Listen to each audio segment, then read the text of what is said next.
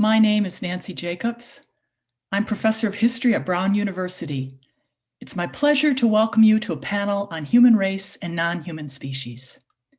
Tonight's webinar is part of a series on race and the environment, sponsored by the American Society for Environmental History, the ASEH, and organized by its Committee on Diversity, Inclusion, and Equity.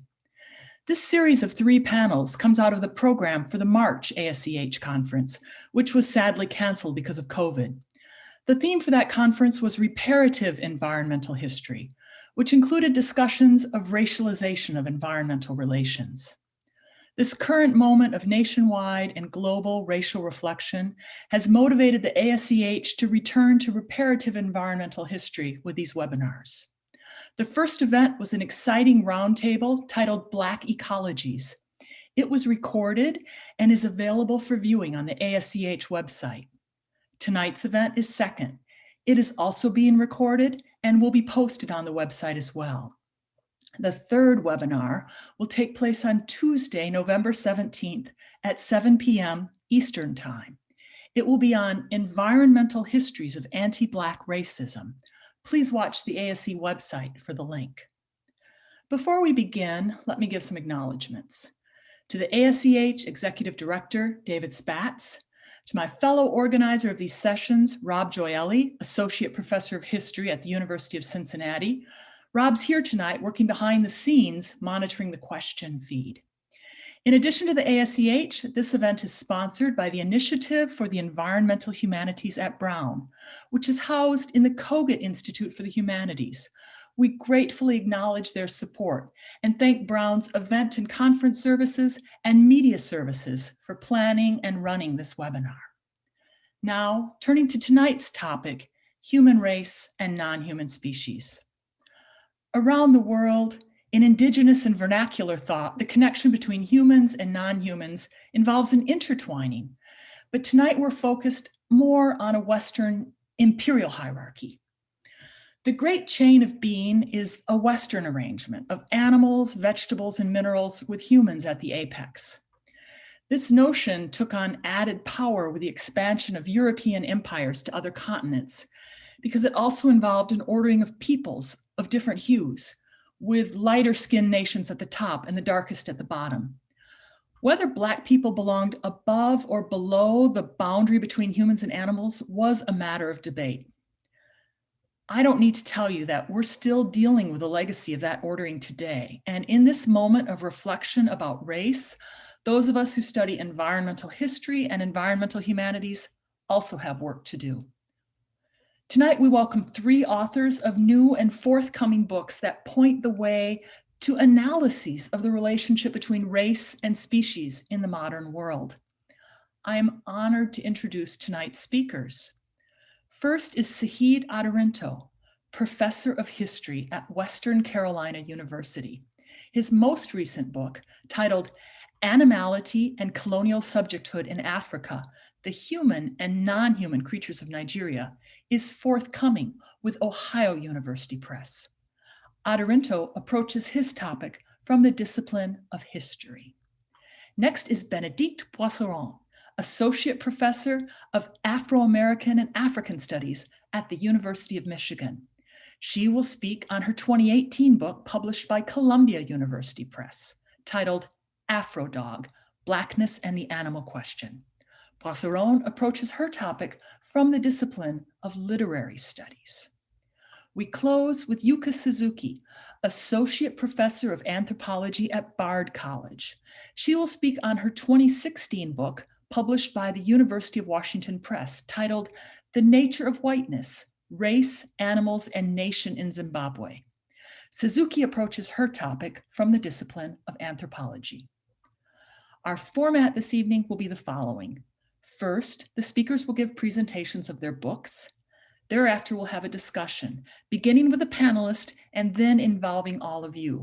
For that, we welcome your questions. Please post them using the Q&A link, and we will pose them on your behalf. With that, we turn to our speakers. My lecture today begins with the story of Chuku, a dog who survived the Aro Chuku expedition, one of the numerous episodes of the British invasion of Igbo land in 1901-1902. In mainstream African studies, humans have occupied the central focus as the primary victims of colonial violence, even though colonialism involved governance through and by nature, including the non-human creatures like Chukwu. But Chukwu's story did not end with the violent takeover of his territory by the British. His entire life trajectory would undergo significant transmutation after the invasion.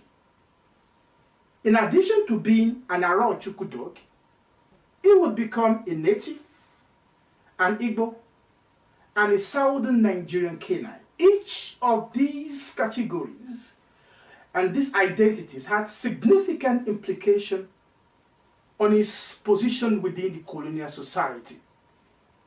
His symbolic materiality and ownership would also change from Chukwu, the utility dog of an Aro Chukwu farmer, to Chukwu, the pet dog of the Larimos, the colonial officers who took part in the invasion of Aro Chukwu and, quote unquote, rescued him.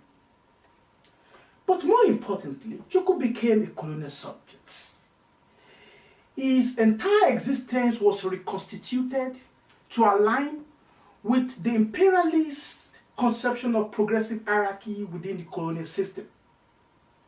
Because he now belonged to a white colonial officer and could understand basic English or basic command in English, he was considered to be, quote unquote, a civilized specimen of a native dog.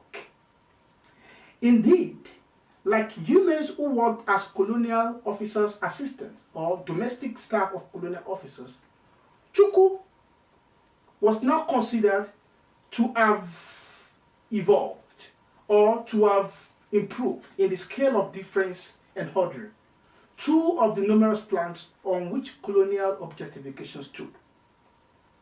My lecture today is derived from my most recent book titled Animality and Colonial Subjecthood in Africa, The Humans and Non-Human Creatures of Nigeria, scheduled to be released in 2021 by the New African History series of Ohio University Press.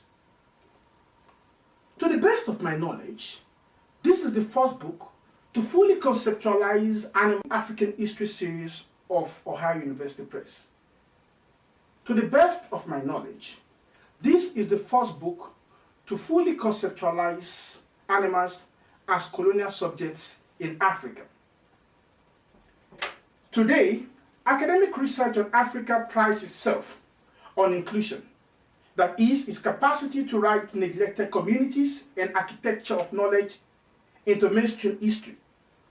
Aided by the decolonization paradigm, scholars have continued to search for new ways of presenting old ideas in a manner that situates people and knowledge in provocative ways. Writing about neglected communities empowers scholars to move from stale narratives and familiar cultural and political lexicons in an unending drive to reshape the landscape of knowledge. One of such community, which has escaped the lens of Africanist historians, is the animal inhabitant of the continent.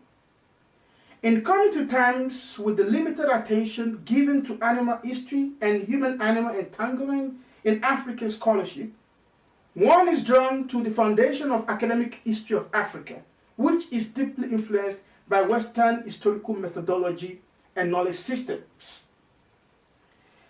Unfortunately, for most of African historical knowledge systems, animals have not appeared in meaningful ways. Yet, neither indigenous African knowledge systems nor colonial archives, with all their barrage of prejudice, conceived of the past as an exclusively human realm, devoid of non-human agencies, especially animals. Indeed, animals have been an integral part of Africa's past. They've made history and reshaped narratives in significant ways. I argue that African history was not made by humans alone. The tendency to treat history as exclusively about humans has resulted in the fewness of scholarship on animals in African history. Many of the existing works either from the perspective of environmental history or from animal studies, have come from Southern and Eastern Africa, and they are focused predominantly on wildlife, imperial hunting, and the politics of nature conservation. A few academic monographs on single species of animals such as dogs, horses, and birds, including the scholarship of Nancy Jacobs, also from Eastern and Southern Africa, have appeared in the past 2 decades in response to the call for historians to write animals into African history. As significant as these bodies of works are, they tend to focus on humans' understanding of nature and on the non-human world. The dynamics of the relationship between humans and animals are either grossly neglected or significantly underrepresented. I argue that the animal turn in African history is still very much in its infancy. In writing animals into Africa's past, a historian is compelled to address the question of historical agency. If we go by the conventional definition of history as humans' past activities alone, we will eliminate non-human agency and narratives in historical processes.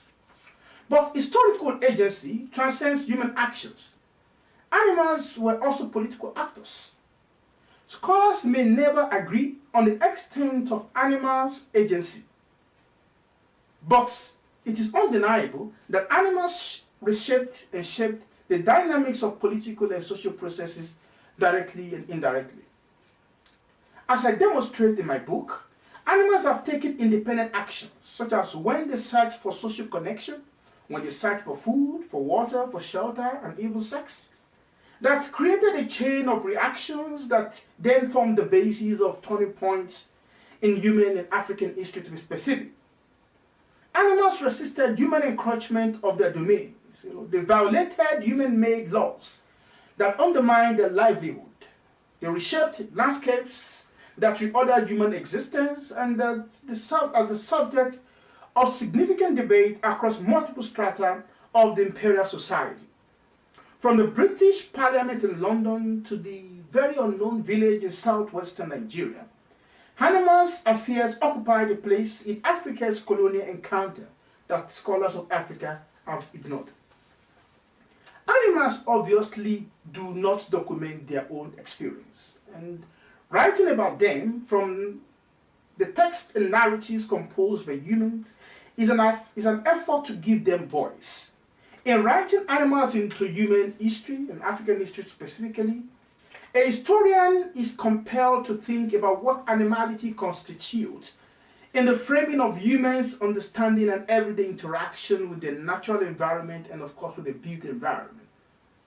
It is my hope that the animal-centered narratives, ideas, and events described in my book indicate clearly that writing about non-human creatures is worthwhile, very important for expanding the frontier of knowledge, for mainstreaming neglected narratives and colonial subjects, that is, animals and their regard, and for shaping contemporary discourse about the unending legacies of imperialism. Instead of focusing on a specific animal, my book, Animality and Colonial Subjecthood in Africa, broadens the historiography of animal studies by putting many species of animals, including cattle, including goats, pigs, dogs, horses, donkeys, and even wildlife, into a single analytical framework. The thematic breadth of the book varies from the stories of rabies, the animals that Nigerians ate in the past, and the discourse of cruelty. Also, it extends to the debates about entertainment, engagement with wildlife conservation, and representations of animals in literature and visual art. The dynamics of race, ethnicity, class, disease, and imperial science, resistance to colonialism, environment, identity formation, and urbanization, among other things, flow through the 8th chapter book, to the best of my knowledge. Again, no other book on human-animal relations in 20th century colonial Africa has achieved or even attempted this. Colonialism was not just about humans. Animals were also colonial subjects. We may not fully comprehend the extent of imperial domination until we bring animals into our understanding of colonialism. Colonial animality went beyond being an animal under colonial or foreign domination. It encompassed unveiling human experience that manifested in animalistic tendencies. As with humans, laws and institutions of power govern animals' everyday lives in the colony. Animals were sorted, indexed, and prioritized to meet the colonialist construction of normality, orderliness, and modality. That a dog could be hanged like a human for contravening colonial regulations speaks volumes about how colonialism conceived both the biological bodies and human affinities. The imposition of a dog or tax or cattle tax was not just about materiality of animals. It also entailed obligation and protection derived from performing the civic duty of increasing colonial treasury through levies. Colonial animals like humans were placed in the service of the empire. The donkey, the #1 transport animal of British Nigeria, helped the invaders to achieve their capitalist expropriation. The horse became the insignia of imperial spectacle on the racecourse. The horse performed power that fractured the temple of interhuman politics. The idea of animals and other Nigerians, which I'm proposing, simply suggests that Nigerianness, like ethnic categories, transcend the human factor. That's animals as well as Nigerian animals. In other words, there were animals as well as human Nigerians. Service and labor are among the peculiarities of colonial subjecthood, or what it means to be a colonial subject. In maximizing the gains of foreign domination, imperialism redirected the roles of animal colonial subjects. Their pre-colonial roles either became obsolete or were expanded in new directions. So, the horse and the donkey, who played an active part in the conquest of Nigeria as symbol of military expansion, became the primary means of transportation needed for the establishment of colonialism, as well as symbols of leisure and athletic power amongst both Africans and Europeans. The donkey, Nigeria's commonest pack animal, was integrated into the colonial workforce in a different fashion. While the direction of pre-colonial trade was northward, connecting humans and goods with the Sahara Desert and the Sudanese world, the colonial donkeys movement was mostly within the region that would later be known as northern Nigeria, from the north to the south. Donkeys helped to move the wealth of the colonies to the rail lines for onward shipment abroad. This same redirection of importance and roles to meet the demands of capitalist enterprise also happened to the cattle, which became the chief meats of the colonial state, needed to feed the expanding population and of course to generate wealth. The story of how beef changed Nigeria's history is being told here for the first time. Conceptualizing non-human creatures as colony subjects and of course as modern animals is useful for mapping out the unstable identities of animal inhabitants of Nigeria as they adapted and responded to the massive socio-political, economic, and structural changes ushered in by British colonialism. It transcends the notion of subjectivity. Rather, it engages with the ways in which animals negotiated, dictated, resisted, and fractured new regimes of power under colonial rule. Being a non-human colony subject does not automatically translate to lack of agency or powerlessness. Rather, it is a state of existence and identity of a creature under foreign domination. Much of the acrimony or disagreement about wildlife invading farms and settled communities and cities sought to criminalize animals, beasts. But it was a form of resistance that reaffirmed or reclaimed agency over ecosystems that humans tried to monopolize through their unending desire for towns, cities, and built environment. Humans and animals experience colonialism in similar ways. Laws were enacted to regulate not only the activities of humans, but also animal lives across changing physical and cultural landscape. Yet, animals' experience under colonialism was also shaped by the natural environment as well as all the socially and historically constructed identities of their owners. Because animals were influenced by both nature and humans, their experiences tended to be far more complex and wide-ranging. It is not possible to write the history of humans under colonialism without reference to the environment. Indeed, the discourse of nature is inevitable in a study that places animals at the center of human history. While humans only had to contend with standards and obligations imposed by fellow humans, animals as colonial subjects had to negotiate relations among similar and dissimilar animal species in their own quote-unquote kingdom, as well as with fellow human colonial subjects and with the British invaders. Colonial animal subjecthood thus involves oscillating between the wild and the tame, culture and nature, order and disorder, and everything in between. It entails defining what animal power and agency means, and then attempting to reconcile political contradictions, one of the numerous planks on which colonialism rested. For instance, us men at Durban, an equine-centered spectacle of imperial power through which colonialism enhanced its own self-proclaimed legitimacy, knew that the success of the event would be determined by the conduct and cooperation of their gorgeously dressed horses as much as by the quality of their horsemanship. In this way, colonialism created new sites through which the horse affirmed its significance as a respectable colonial subject. And the question of respectability is fundamental in the ways colonialism saw its subject. So also is the race horse, whose performance on the race course helped solidify racing as a national sport and exposition of imperial might. While colonialists considered it decent for horses to perform power at Durban and racing, they viewed as dishonorable their sacrifices for the purpose of spiritual cleansing and ritual rites by Africans. British colonialists thought that the horse, as a colonial subject, should be protected from primitive religious and cultural practices, while they simultaneously exploited its physical and biological identities for events like horse racing and Durban that they favored. What is true about the contradictory identity of the horse? As a colonial subject, is correct about the conflicting place of the dog in colonial Nigeria.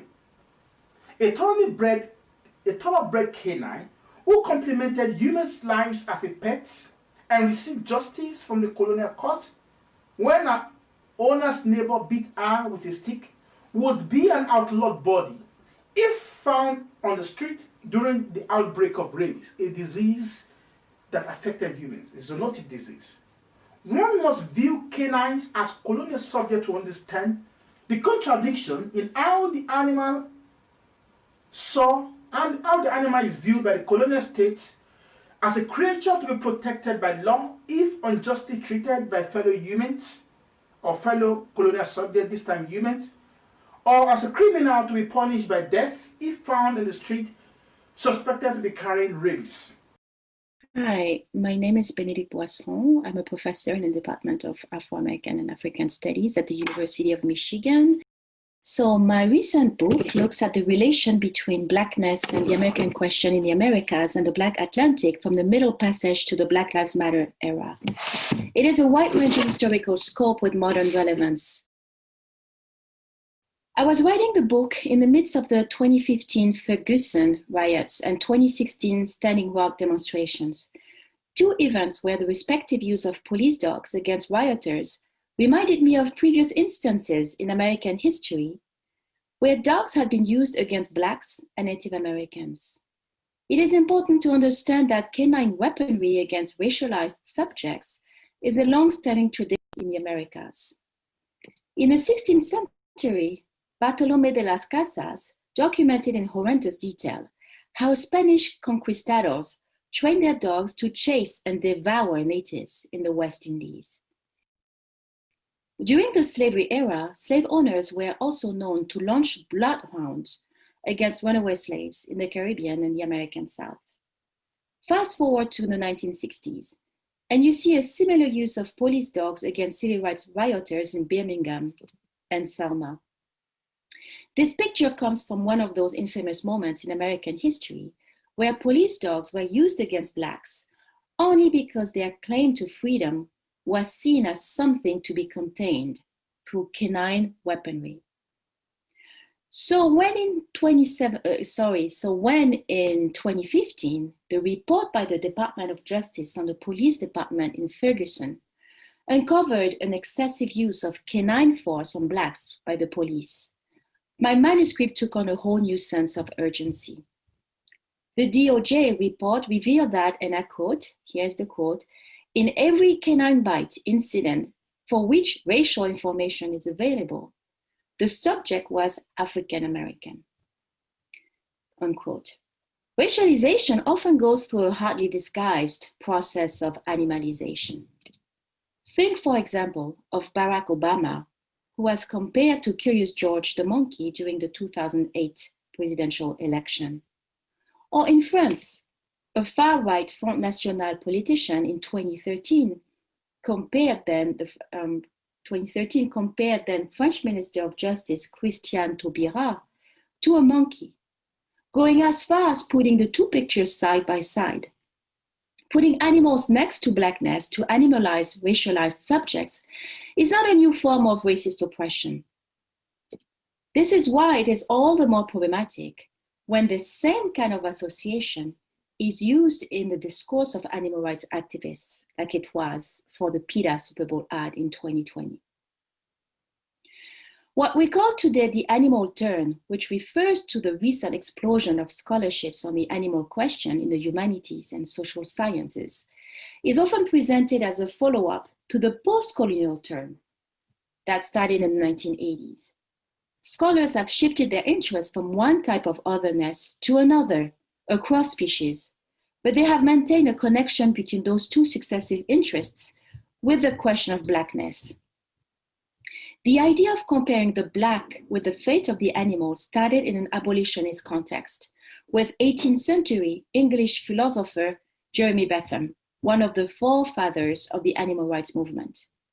Bentham published an introduction to the principles of morals and legislation in 1789, the year of the French Revolution. Bentham was inspired by the French values of universalism of the time. In the book, the philosopher makes a plea for universal compassion for all sentient beings, a plea that led him to compare the fate of Blacks with that of the animals in the eyes of the law. The day has come, I grieve to say in many places, it is not yet past, in which the greatest part of the species, under the denomination of slaves, have been treated by the law exactly upon the same footing as, in England, for example, the inferior races of animals are still.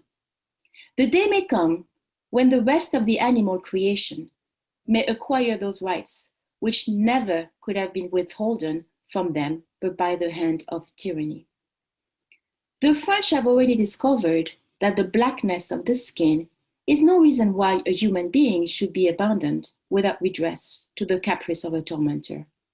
It may come one day to be recognized that the number of the legs, the velocity of the skin, or the termination of the os sacrum are reasons equally insufficient for abandoning a sensitive being to the same fate.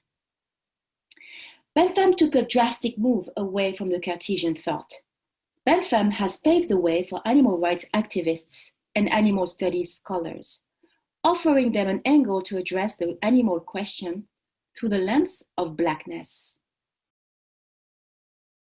Marjorie Spiegel, in her 1988 book entitled The Dreaded Comparison, takes Bentham's analogy to a whole new level by making Black slavery the main subject of, the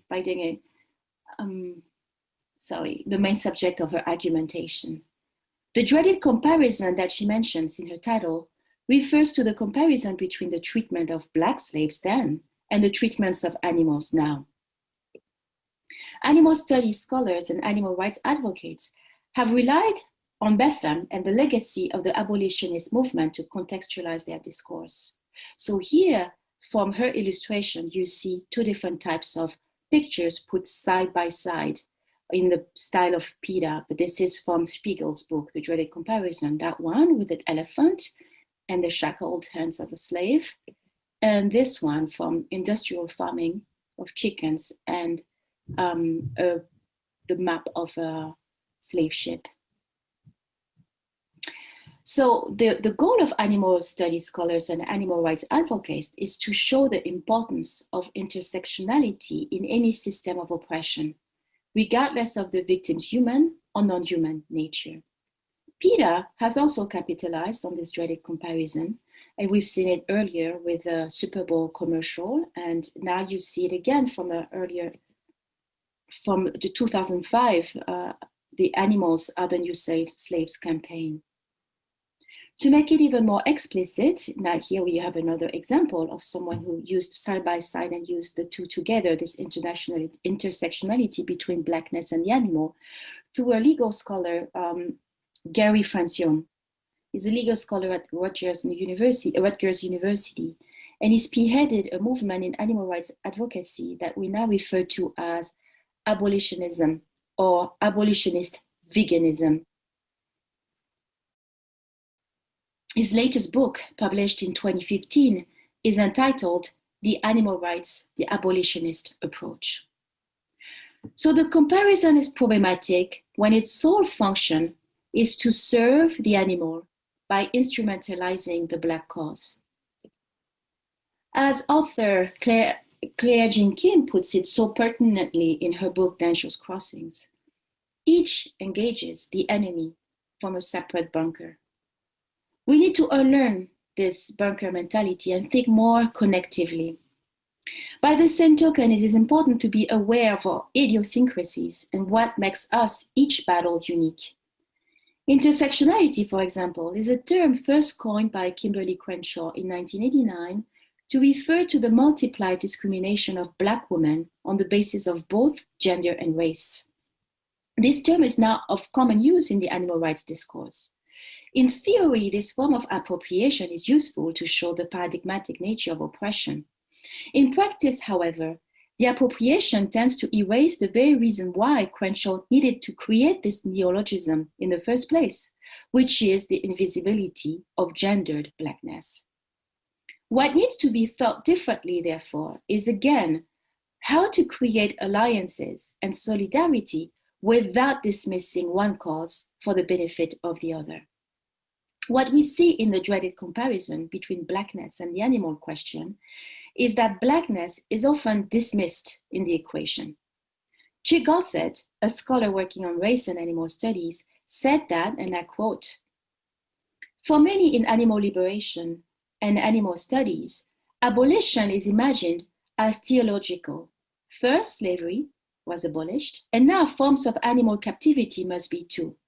It is as though animal is the new Black, even though Blackness has already been racialized through animalization." And like Gossett, I think that looking at the analogy in a sequential manner, first the Black and now the animal, first the Black and now the animal raises some issues. One of the issues is that it offers a wrong perception of what Betham meant. For example, philosopher Peter Singer, who is the forefather of the modern animal rights movement, published his very influential book, Animal Liberation, in 1975. In it, he uses the famous quote from Betham, that he says that Betham wrote that passage at a time when, I quote him, Black slaves had been freed by the French, but in the British dominions were still being treated in the same way we now treat animals.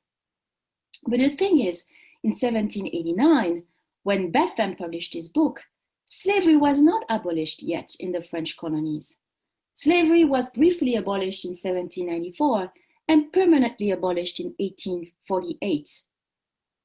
So Bertham's comment most likely did not imply that French slaves had been freed, as Singer suggests, but rather that the French, and particularly La Société des Animaux des Noirs, which means the Society of the Friends of the Blacks, had been able to see past skin color in their pursuit of human rights. For Singer to imply completion is symptomatic of the modern way that animal liberation and animal studies look at the intersectionality of Blackness and the animal question. Oftentimes, we see a logic, conditional logic, like if freedom was once granted to Blacks, it should now be granted to animals. But just as much as Betham did not mean to say that freedom had been granted to Blacks then, the same is true today. For example, as Michelle Alexander shows in her book, The New Jim Crow, the mass incarceration of Blacks and their subsequent disenfranchisement as ex-convicts draws an important connection between Blackness and depersonhood in America. Oftentimes, even after serving times, Blacks are not free. And this is where I see a form of opportunism in the animal question, in the way it has been treated by Singer and others. Blackness is used to justify animal rights activism and abolitionist veganism, but while being used as such, Blackness is also at the same time dismissed as a thing of the past. By presenting the animal as the new Black, the racial question is de facto passé, which seems to somehow reflect our so-called post-racial era. The Obama era started with a fallacy of race no longer being an issue, a colorblindness that ended up inversely exacerbating the need to address race, as we have now entered the Black Lives Matter era. Ironically enough, as the fantasy of colorblindness has increased, so has racial consciousness. And this exponential phenomenon can be explained by comparing it with the example of France, where colorblindness has been an intrinsic value of French republicanism since after World War II. The French Constitution sees its people, as we say, as one and indivisible, regardless of racial, religious, or cultural backgrounds. France's ideal of indivisibility, along with its anti-communitarianism, though a noble cause in theory, racial invisibility in the French Republic has, in practice, created a situation in which racial discrimination cannot be addressed, since race does not officially exist in France. Recently, the French Assembly unanimously voted to delete the word race from the French Constitution. Institutionalized colorblindness results in making not just race, but also racial discrimination a non-problem. As Achille Mbembe puts it, the perverse effect of this indifference to difference is thus a relative indifference to discrimination. L'effet pervers de cette indifférence aux différences est une relative indifférence aux discriminations. Racial irrelevance seeks to highlight the progress made on behalf of the victim, so much so that the subject no longer needs to be perceived as a victim. But the flip side of it is that racial irrelevance ushers activists onto the next battle, leaving the preceding one behind, instead of looking at both together as an ongoing cause. A good example of it is a French journalist, Émeric Caron's book, released in 2016, entitled Anti-speciesism. The book is a bestseller in France. It introduces within a French context a field dominated by Anglophone philosophers, Betham, Singer, Francione, and others. Caron explains his role as an animal activist, using the example of the Amistad case. You may remember the story. In 1839, slaves from Sierra Leone aboard the Amistad slave ship managed to free themselves and killed most of the crew in an attempt to sail back to Africa. But they were recaptured off the American coast and tried in an American court of law. Abolitionists assisted in their defense, and former slaves who spoke Mende helped out with the translation, since the defendants didn't speak English. Caron compares the role of those translators with animal activists and says, Les anti-species sont les traducteurs de l'amistad, which means anti-speciesists are the translators of the amistad. Caron here follows after Spiegel and Francione, arguing that like slaves then, animals today need abolitionists to voice their rights. But the problem with Caron is that his race/animal comparison does not follow through in the course of his book. For example, When he mentions the 2015 infamous case where an American dentist and modern-day safarist killed a protected lion called Cecil in Zimbabwe, Caron never mentions the intersection between race and animal exploitation in that case. By not mentioning the geohistorical importance of Africa in the case, Caron somehow dismisses the fact that the Black continent in which Cecil was killed, as the birthplace of an epistemology of racial power and domination, matters in the slaughter of Cecil the lion. The irony is that, as Achille Mbembe has said, I quote him, discourse on Africa is almost always deployed in the framework or on the fringes of a meta-text about the animal, to be exact, about the beast, unquote. But when this very beast is killed in Africa, in a context reminiscent of colonialism, Africa is overlooked. Caron's handling of the Cecil the lion case exemplifies how an anti-speciesist discourse can supersede racial concerns, even though their connection is what begs to be addressed. One of the goals of the book has been to readjust the balance, to look at the relation between Blackness and the animal question throughout history, while making sure that one cause does not supersede the other in a self-serving rhetoric. I focus on overlaps of systems of oppression, intersectional relations, but also interspecies alliances and modes of resistance. This is what I think, and this is what I try to show in the book. It's all a question of coming together for a common cause and making sure to avoid the bunker mentality. Hi, everyone. I wanted to start out by thanking Nancy and David Spatz of the ASCH for inviting us to be on this panel, and to everyone at Brown University for putting this event together. My work for this book was largely based on ethnographic fieldwork in the late 1990s and early 2000s in the western part of Zimbabwe, in a white farming community marked with the red arrow on the map that borders Hwange National Park, the oldest and largest national park in the country. My research coincided with a period of intensification of nationalist discourses in which then President Robert Mugabe labeled white Zimbabweans as enemies of the state and restored the issue of land, which offered the most direct and incriminating evidence of disproportionate white privilege to the spotlight. For the greater part of the 20th century, the small white farming community that I call Mlilo was comprised of vast properties of land devoted to cattle ranching.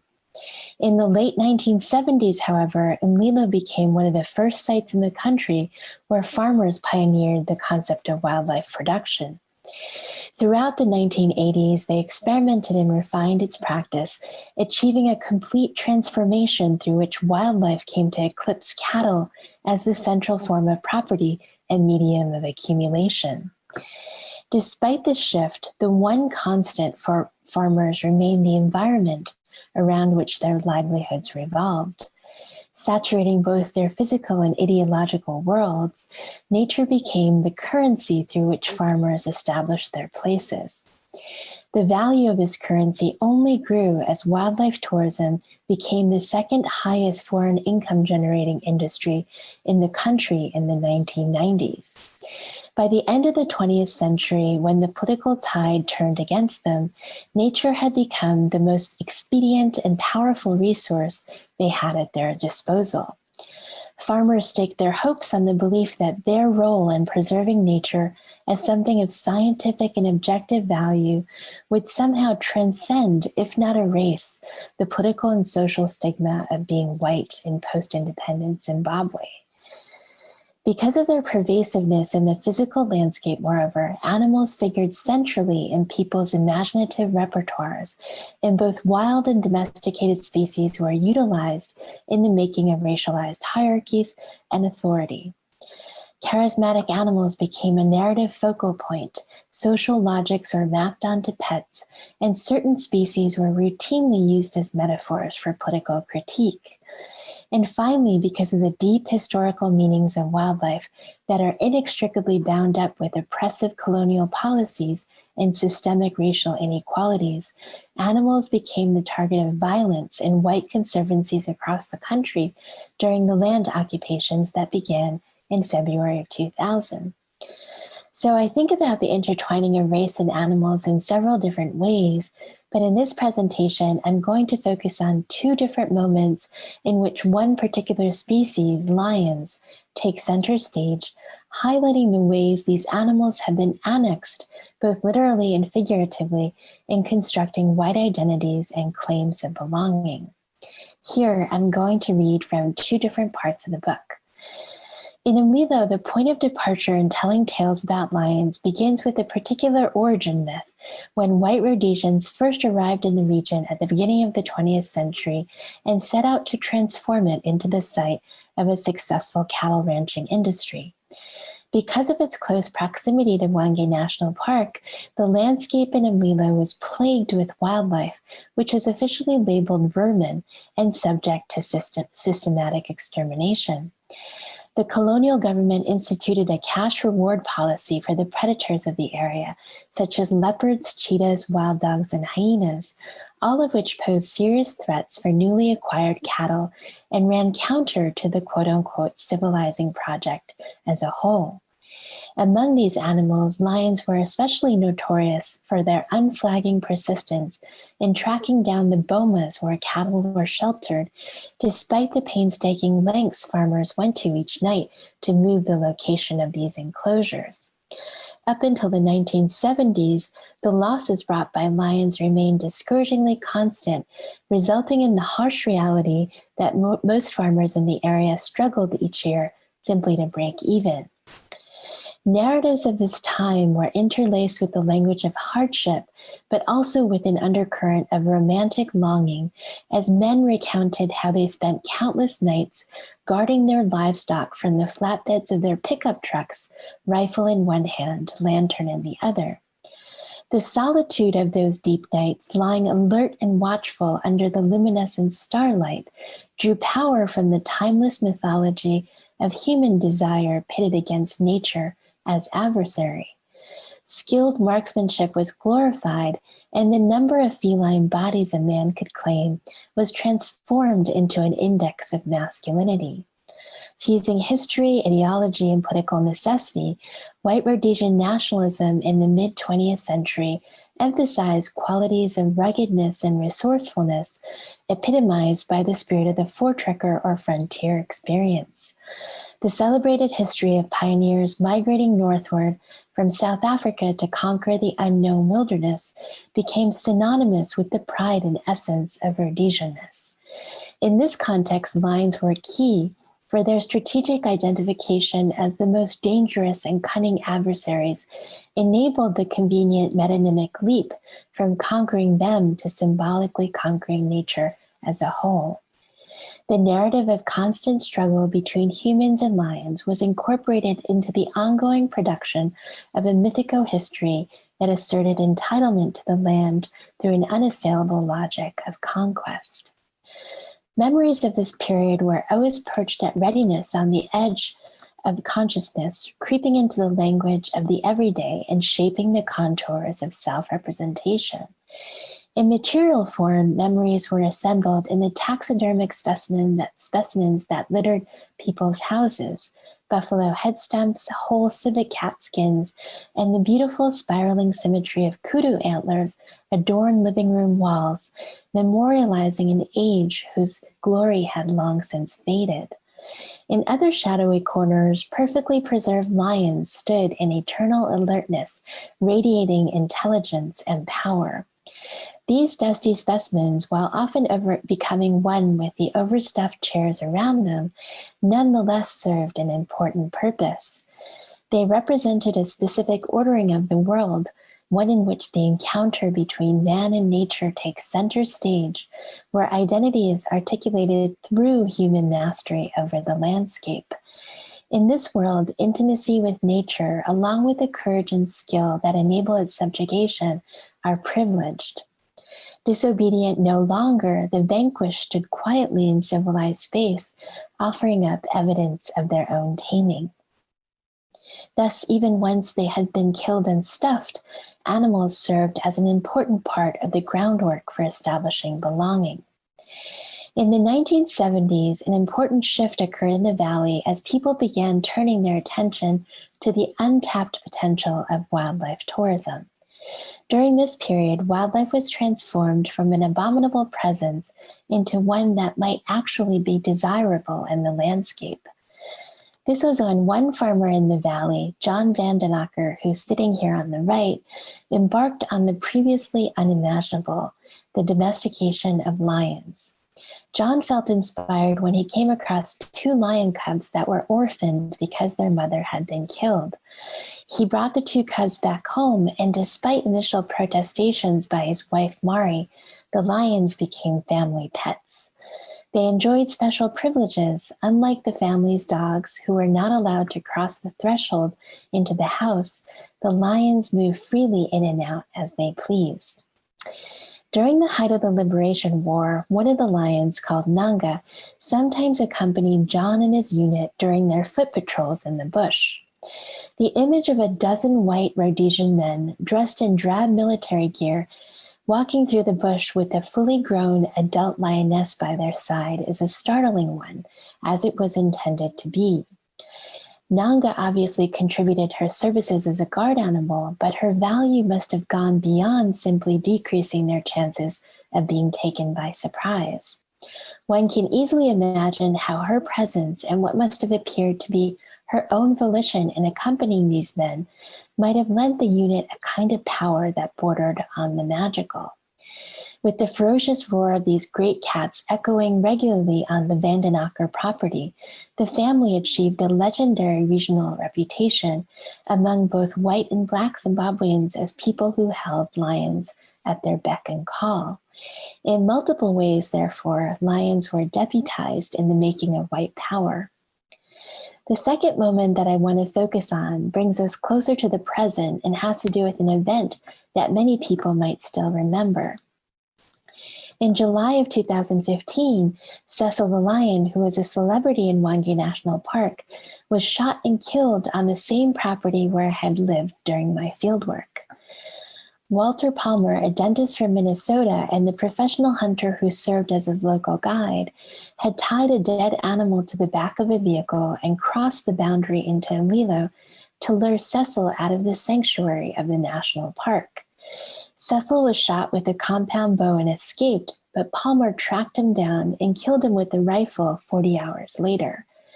He claimed Cecil's head as a trophy and left the rest of the animal's body to decompose in the sun. As news of Cecil's death broke, Walter Palmer became the target of death threats, internet shaming, and protests organized outside his dental practice in Bloomington, Minnesota. Cecil, on the other hand, became a global symbol of animal martyrdom overnight, inspiring memes such as "I am Cecil" and hashtag Cat Lives Matter. Zimbabwe's Minister of Environment at the time, Opa Muchinguri, demanded Palmer's immediate extradition from the United States so that he could stand trial for his crime. American celebrities lobbied for the revocation of Palmer's U.S. citizenship, along with the seizure of his home, dental practice, and all monetary assets. Calling for even more radical action, PETA released a public statement declaring that Palmer should be extradited, charged, and preferably hanged.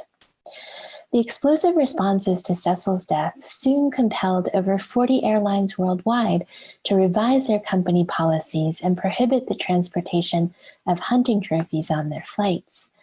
Cecil's death also provided the final push for the U.S. Fish and Wildlife Service to place lions under the legislative protection of the endangered species list, an act that would make bringing lions into the country significantly more difficult. Conservationists have attributed these developments to the remarkable success of what's come to be known as the Cecil movement. Amidst the uproar over Cecil's death, however, a short op-ed piece appeared in the New York Times written by Goodwill Nzo, a Zimbabwean graduate student at Wake Forest University. Nzo shared his profound surprise upon discovering people mourning for Cecil, stating, "In my village in Zimbabwe, surrounded by wildlife conservation areas, no lion has ever been beloved or granted an affectionate nickname." They are objects of terror. Cecil was unknown to most Zimbabweans because he lived in Hwange National Park, where entrance fees are beyond the reach of most citizens. The outpouring of anger over Cecil's death only served to highlight and contrast the world's indifference to a country where precarity had become part of the fabric of daily life, with constant food shortages and record-breaking inflation and employment rates. The hashtag Zimbabwean Lives Matter thus surfaced as a critique of Cecil, who many Zimbabweans saw either as entirely unremarkable or as profoundly troubling in his ability to instantly command the world's attention. Coupled with this was the association between the Lion and Cecil Rhodes, who led the British South Africa Company's expedition north and established the colony of Rhodesia. The Rhodes Must Fall student movement that began at the University of Cape Town just a few months before Cecil's death points to just how much antipathy his name must have evoked. Cecil thus served as a symbol par excellence of the ties between nature, colonial power, white privilege, and systemic injustice. Given such long and deep ways of seeing, lions continue to be coded white and are divisive and exclusionary. In closing, the idea that nature has powerful depoliticizing effects has become commonplace. As cultural theorist Stuart Hall notes, the hope of every ideology is to naturalize itself out of history into nature and thus to become invisible. Connections between wildlife and white elites are naturalized precisely because nature is seen as apolitical. It is the same depoliticizing effect that white farmers relied upon in articulating their claims of good citizenship based on their work in wildlife production and conservation. In tandem with these articulations, animals were routinely utilized as vehicles for reinforcing authority and reproducing racialized hierarchies. By tracking lions and other species through such landscapes, we come to see that the cultural politics of race are always caught up with non-human animals, shedding light on our more than human worlds. Thank you. Thank you for those really interesting papers, very well presented. It's so interesting that Saheed has told us that animals are colonial subjects in Nigeria, and Yuka's told us that animals are accomplices of whiteness in contemporary Zimbabwe, and Benedict has spoken really specifically to us as scholars of the environmental humanities and environmental history, and urged us to take real caution in how we're making this connection and not to instrumentalize the Black experience. So I found this really interesting, and this is a very broad set of presentations, but I'm really looking forward to hearing our panelists talk to each other. And we're first going to allow them to do a round of responding to each other and responding. And then after that, I'll turn to questions in the feed. So if we could start, Saheed, if you would like to comment on your fellow panelists, would you like to begin? Yeah, yes, thanks. Thank you so much. I really enjoyed the presentation by my fellow panelists. I saw a lot of similarities and a lot of differences in the experiences of animals including Nigeria and the United States, and of course in Zimbabwe.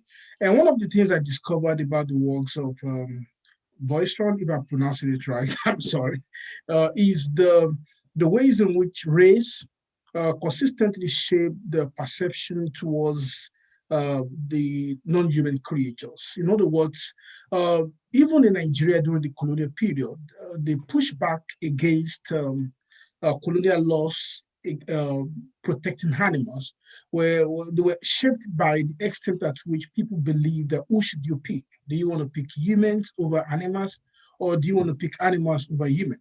But what is interesting for me in all these discourses of race, discourses of prioritization, discourses of difference, is that in ancient Africa, in most pre-colonial African societies, they don't have to pick between humans and animals, really, because the ways in which animals significantly shaped virtually all components of their existence. They have animal totems, animals in religious sacrifices, animals as manifestations of day and night.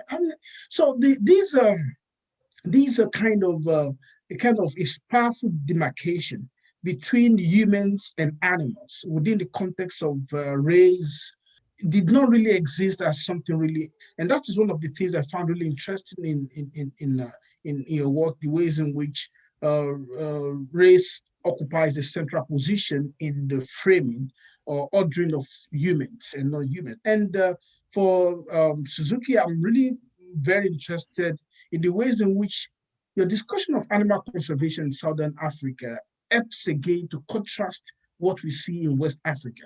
And one of the, when I started my own project, I was deeply interested in the politics of conservation, because the largest chunk of scholarship on the politics of conservation comes from Southern and Eastern Africa. And these are really fabulous scholarship. And one of the things I discovered is that people were not actually talking about West African politics of conservation. I mean, it makes it look as if we don't have wild animals in West Africa.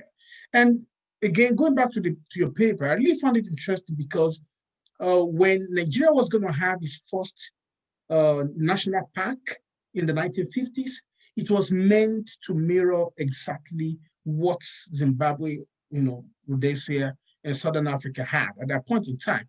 And, so that Southern Africa was a template for Nigeria to have. So I'm not going to take all that, but I think I just see a lot of convergence, a lot of significant convergence, a lot of divergence also within the context of time, within the context of location, and within the context of topic. And now that I still have the time to go back to my manuscript, I think I should just steal some ideas more. And I've been familiar with your works, but now I think I should just go back again and see what I can plug in a little bit.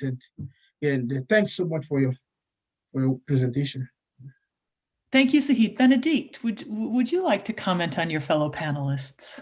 Thank you, Sahid, and thank you, Yuka, for your presentations, because I found them really fascinating. And what I would like to say is actually combine both together and look at maybe one line of thought that I see through your two presentations, starting with Yuka, the fact that I really enjoy to see how the representation of the lion changed when it comes to white Rhodesians, from a threat, from a predator, to a symbol of belonging and white supremacy as well. And this shift of perception, I find it very interesting, because I would be interested to know, is there a shift of perception as well of the lion coming from Zimbabweans? Because at the end, when you talk about Zimbabwean lives matter, because Cecil the lion changed a little bit things, how one looks at the lion, and understand how Zimbabweans felt extremely outraged by this outpour of sympathy for Cecil the lion, and the fact that after it created some change in laws and conservation. I would like to know, after the Cecil the lion case, did the perception of the lion changed again in Zimbabwe? And when it comes to Sahid, it's the same question as well. I really enjoyed the overlap of the question of colonization and indigeneity, and as well domestication and domination. And it's true that, and this is why I find your contribution very important. We don't talk much, besides wildlife, we don't talk much about the colonial use of animals and the domestication along the line of colonization. To what extent then was there a perception of the animal through the colonial regime, and how is it today as well? That would be my questions. Thanks. Yuka, would you like to jump in? Sure, yeah. Let me just start out by saying, yeah, I really enjoyed Sahid's and Benedict's presentations, and I wanted to also say how excited I am to be in dialogue with all three of you in this format, especially during this crazy semester. So I wanted to start out, I was just really blown away by both of your books, and I only got to read the introductions, but I was very, sort of struck by Sahid's use of the term animal Nigerians, which you also mentioned in your presentation, instead of Nigerian animals. And I was wondering, what the implications are of using the term animal Nigerians, which I thought was fascinating. And then I thought also the animals the idea that your argument that animals are treated as subjects under colonialism. And you started off with the example of Chuku, who I thought that was such a rich example to think with. And I was wondering if there might be possible connections to forms of address that Benedict talks about in terms of interpolation and being addressed and hypervisibility. I was also really, sort of interested in this statement in your introduction, Sahid, where you talk about, I think you mentioned your kind of positionality. You say animals of various species have inhabited my life at different times, but I cannot say that I have had any serious attachment with animals beyond observing them and raising them to be slaughtered for food. This self-assessment is important. And I was so curious about that. And I was wondering, for you, what are the stakes of asserting that? And then lastly, your work reminded me of Anand Pandian. He's an anthropologist who works on, in one article, on the idea of predatory sovereignty and the idea in India of hunting of man-eating tigers, sort of taking place as a way to win the allegiance of reluctant colonial subjects.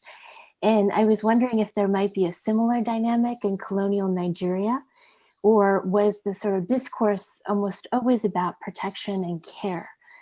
And then for Benedict, I was very curious about the kind of very delicate balance that you're taking in your book, where you position yourself and how you argue to kind of avoid doing damage to either side. I was super impressed by that. And I think you say that the challenge, however, is to be mindful of not overcorrecting this imbalance by emphasizing Black suffering to the detriment of animal suffering, and thus reinscribing the contention. And you also say the Black animal analogy inherently and inevitably reenacts this interspecies battle, as it perpetuates a rivalry that traps the contenders in a paradigm that precludes any chance for the escape of either from this hierarchical measuring system.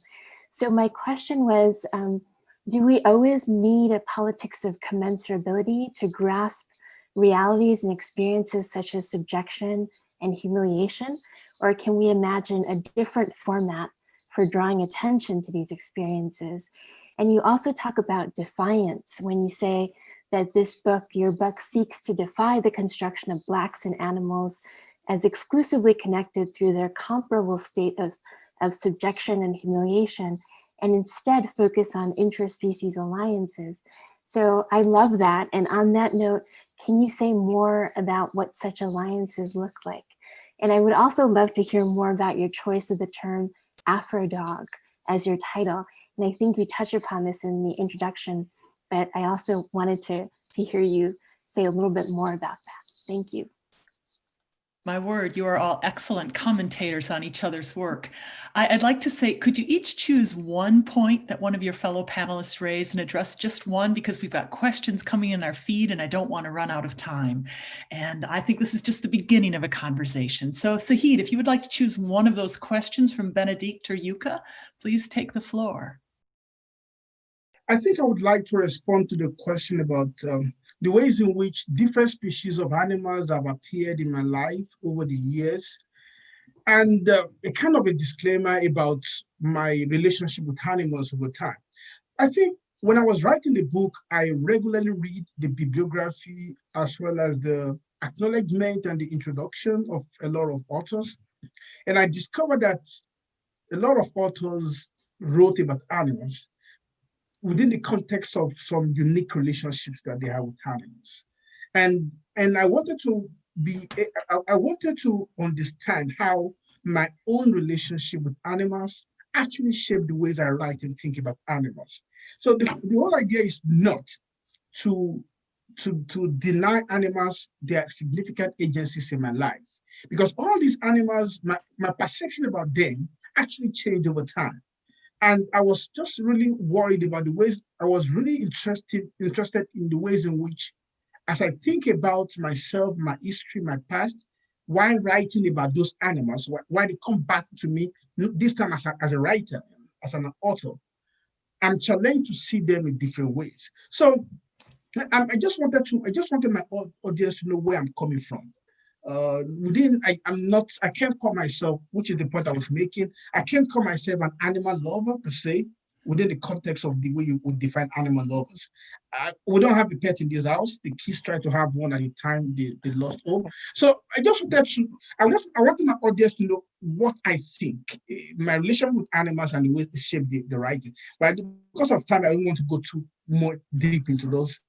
Then the question by Benedict about in post-colonial, animals have remained important in Nigeria's post-colonial history. The unfortunate thing is that few people are actually writing actively about animals, either from the perspective of literary studies or even anthropology.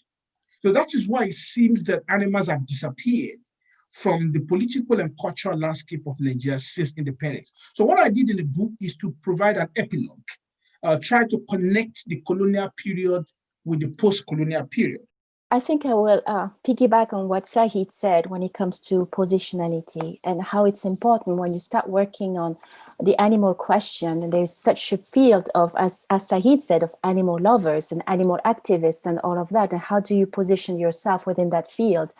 And then to answer Yuka's question when it comes to alliances, I think this is how I all started, is positioning myself within the topic and having been raised in France. And so having been raised within the context of Western domestication of the animal, my dad comes from the Caribbean with a completely different relationship to animals.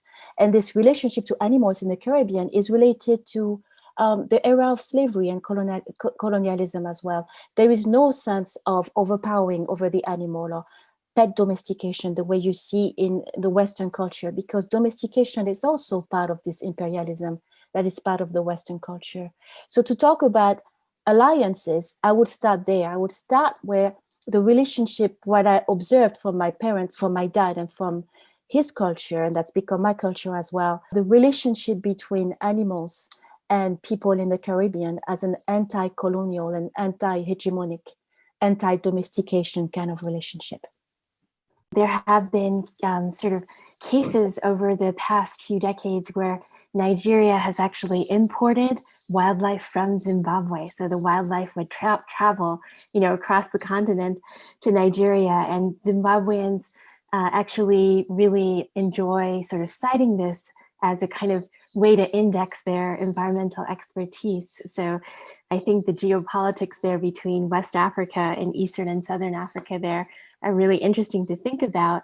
I wanted to also address Benedict's question about how perceptions of lions have shifted for Black Zimbabweans. And I think that I really take cue from Clapperton Chakanetsa Mavunga's concept of African epistemologies of nature.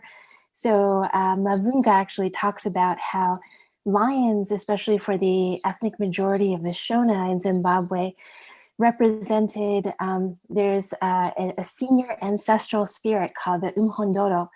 And the Umhondoro mediates between humans and animals. And the Umhondoro takes the form of a lion, right? So that ancestral spirit is a lion. And the significant thing about this in terms of recent history is that even though lions themselves were often objects of terror, during the Liberation War, you also had lions who were inhabited by Umhondoro spirits who actually helped aid the Liberation War effort. This is something that anthropologist David Land talks about. So, it's really sort of important to acknowledge those kinds of epistemologies, because white histories and narratives have conspired to conceal those epistemologies. So thank you for the questions. Thanks. I've got an interesting question for all of you from the feed, and it goes back to dreaded comparisons. And it goes back to the intersectionality that Benedict spoke about explicitly. And it's asking about other sorts of intersections. Now, for example, I remember Yuka talking about gender. So the question is how your arguments might shift if the intersectional politics go beyond race and animals to include class, region, and other hierarchical structures. How would the expanded comparison and intersection demand a different framework? And I'm wondering specifically for Sahid, if this might disentangle this category of colonial subject and show more division within that category. Why don't we start off with Yuka this time, and then we'll work backwards. And Yuka, so I'll let you start this time.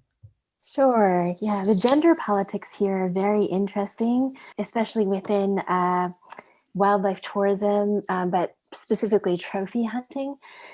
So I think that the majority of the trophy hunting clients were men, and occasionally you did have a woman who came and hunted, with a kind of coterie of professional hunter, videographer, local guides, trackers, and so on and so forth. And that was always a moment that engendered some tension, I think, because it was not the kind of conventional picture of what a safari, a hunting safari should look like.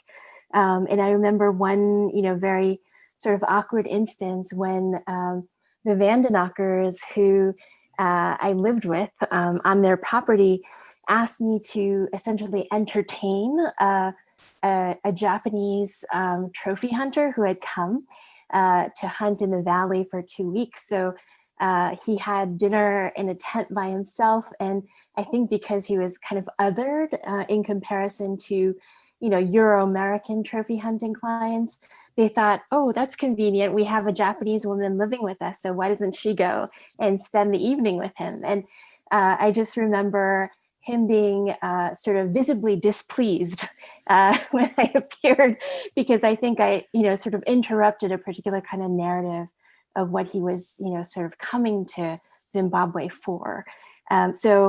Gender was complicated. And I think the class mobility issue still applied, where much like many scholars have talked about sort of upward class mobility through demonstrating nature knowledge and expertise and environmental consciousness, the same applied in the valley as well, where I did my field work, that you were saying something about yourself by becoming involved in wildlife, production as opposed to cattle ranching. Intersectionality and dreaded comparison. Yeah, it doesn't have, intersectionality is not indeed just race and animals, and it actually started this kind of intersectional work in animal studies with gender. So there is a whole movement of ecofeminism. And I think as one of the main voices of it is Carol Adams with The Politics of Meat, when it comes to comparing women with animals and how men and male desire devour the body of the woman. So there is a lot going on there. And you can have, of course, and if you believe in what Sylvia Wynter says, that every type of exploitation and discrimination is based on the human and non-human divide. And if you think of that, who is human, who is more human than others, starting with a pyramid of male, cisgender, white being at the top of the pyramid. And you can change that and have many different kind of modulations with gender, social class, ability, ableism, sexuality, everything. But what could be an issue going that way and trying to adapt and just go with different types of categories and to replace, for example, Blackness with gender or social class or anything else, is what Wilderson, who is one of the major voices having to do with Afro-pessimism, and he came up with a book a few months ago, which is a philosophical memoir about Afro-pessimism. And the main claim of Afro-pessimism is to say that there is nothing that can be similar or can serve as an analogy to Blackness in America.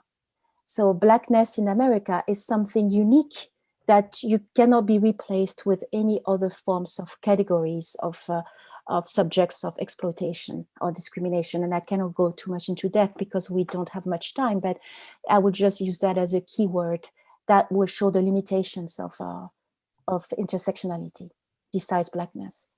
Thank you. Sahid. What I was trying to do in my book is to conceptualize the animal inhabitant of Nigeria as colonial subject. And in conceptualizing them as colonial subject, I need to disaggregate. So the whole concept is not just to look at what it means to be a human colonial subject, like payment of taxes, obligations, ordering, dispensability and indispensability, the contradictions that humans encounter in living under hegemonic colonial state. If we take all these characteristics of human colonial subject, if we put it in animals, we see everything. We see the contrast of good and bad, order and disorder, disposable and indisposable.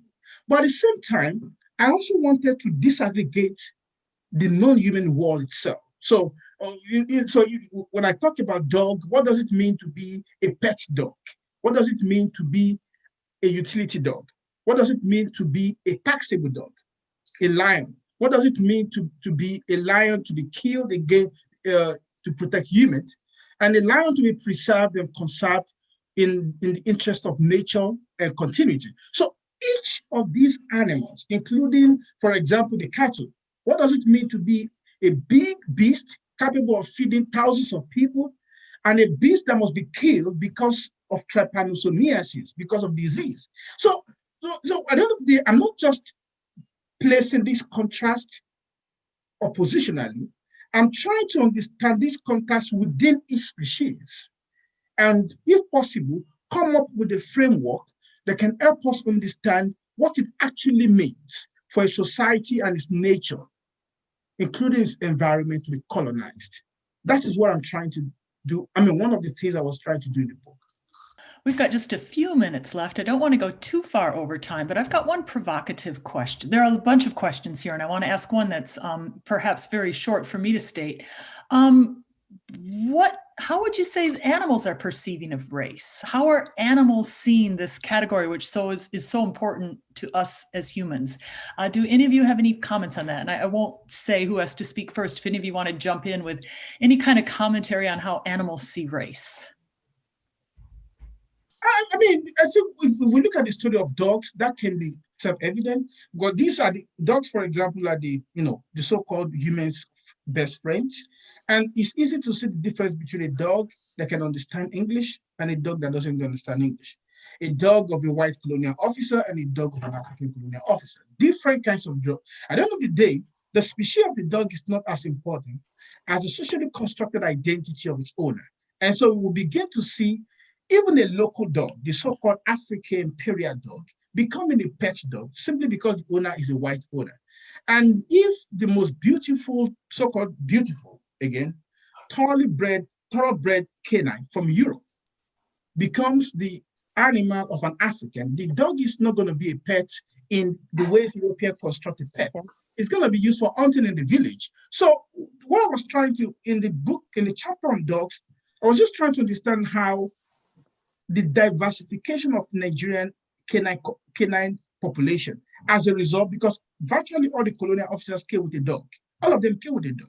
What does it really mean for perception towards dog within the dog population itself? The dog population is not just a diverse population because of biological difference.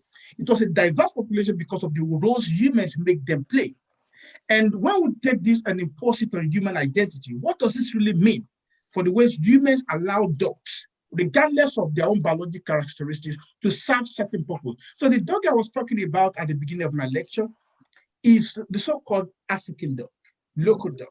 In my book, pre-colonial dog, that became a colonial dog. So this dog later became the pet, but it was not a pet before. It was a utility dog, a hunting dog. Thanks, Sahid. So I want to just interrupt for short. You're talking about the social construction of dogs, which is really kind of what we're here for. Benedict and Yuka, I'd like to hear from you on that question before we close. So quickly, I think since it's a provocative answer, I will have a provocative question. I will have a provocative answer.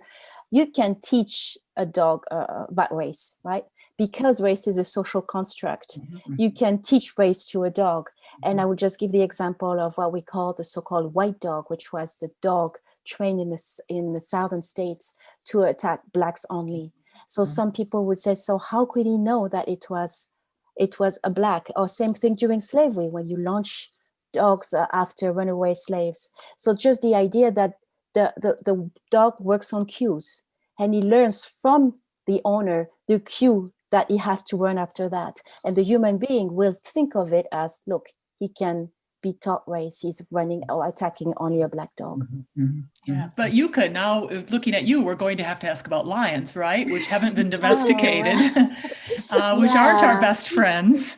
And there's this lion out there on patrol with these Rhodesian bushfighters, these Rhodesian soldiers. What can you tell us about that? Yeah, I'm not sure I've entirely thought about lions and how they see race, but I think one of the kind of responses to the land occupations and the massacres of the wildlife that occurred as a result of the occupations was white farmers oftentimes kind of use the saying that animals don't see in color, which is really interesting. So they enroll animal subjectivity as not discriminating against race, again, to kind of neutralize and depoliticize what is essentially a very political situation. So they resorted to animals as metaphors in that context as well. And then I think, reading Benedict's work, I thought about my own sort of experiences with pets in the valley where I lived, and especially with dogs. Both white and black Zimbabweans hold that dogs can recognize the difference between the two groups. And there were a lot of instances where, because every household has so many dogs, somebody would drive up and then there would just be madness, a profusion of barking dogs. And oftentimes that could be intimidating. But if it was somebody who was a black Zimbabwean MP or someone from the rural district council who was coming to visit, the white farmer would sort of be dismissive about the fact that the kind of implied irrationality of being afraid of those dogs, right? So from my perspective, I never saw sort of, I don't want to say evidence because that's such a loaded term, but I never saw anything that would actually reflect a dog's ability to discern the difference between the two or to discriminate between them. But here it's really the imagined ability to recognize difference that's so crucial, because in sort of the white ideology, it became super important that these dogs were willing subjects of white ownership, and not only because white farmers commanded it, but because they were entitled to that recognition. So I think there was a way in which the dogs were co-opted very neatly into white Zimbabwean ideology. Thank you so much. I'm really sorry to draw this to a close because we have more questions and you have more to say to each other. This has been so rich to bring the three of you together. And I'm not sure any of you have connected really well with the ASCH before, and I'm very excited to think that we might have a longer term relationship with you and your ideas. And I want to thank everybody who tuned in. I know this is a horrible week, a horrible time, and I think it really says a lot about your commitment to the life of the mind and your social commitment to important environmental and human issues that you're here. So I want to say stay safe, stay well, and look out for your human and non-human neighbors. And take care, everyone. And thank you to our panelists.